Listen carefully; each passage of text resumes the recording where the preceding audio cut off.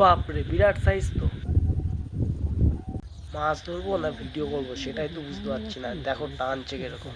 এই বাপরে এই গেল গেল গেল। বড় রইতো। বড় কথা